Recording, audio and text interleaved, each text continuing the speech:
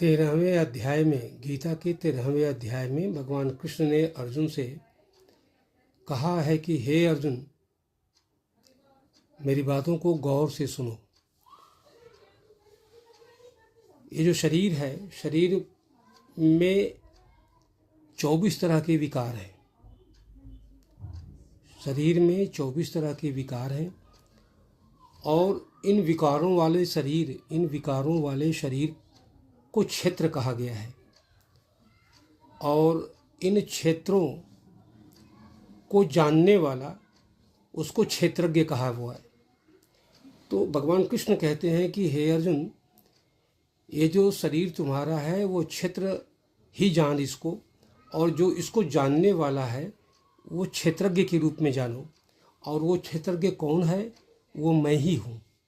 मैं खुद श्री कृष्ण उस क्षेत्रज्ञ के रूप में हूँ।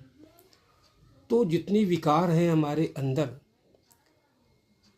पंच महाभूतों से बना हुआ ये शरीर है और उसके अलावा मन, बुद्धि, चित्त, अहंकार, जितने भी इसमें 10 इंद्रियां वगैरह मिलाकर के 24 जो है इसके अंदर विकार हैं।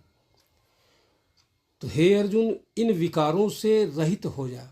इन विकारों से रहित होकर के जब तुम मुझे भजोगे, जब तुम मुझे, तब क्षेत्रज्ञ मैं तुम्हें मिल सकता हूँ।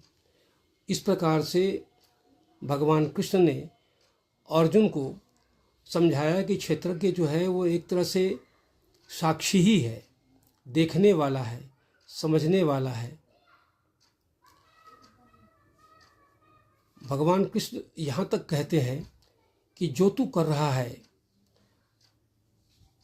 वो सब कुछ जो है तुम्हारे शरीर के क्षेत्र में हो रहा है और इसको देखने समझने वाला मैं ही हूँ। तो अब प्रश्न ये उठता है कि क्षेत्रज्ञ जो है वो जब हमारे अंदर है भगवान कृष्ण के रूप में या परम शक्ति के रूप में, तो वो क्षेत्रज्ञ के रूप में रहते हुए हमारी वो कल्याण क्यों नहीं करता? कल्याण तब तक नहीं होगा जब तक हम उन विकारों से मुक्त नहीं होंगे जो हमारे अंदर है।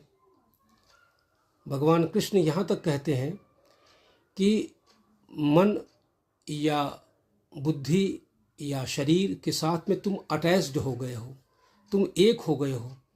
जब तक जो है तुम इनसे अलग हट करके और एक तीसरा तत्व जो तत्वदर्शी लोग, महापुरुष लोग कहते हैं, वो क्षेत्रज्ञ के रूप में मैं ही हूँ, मुझे भज, या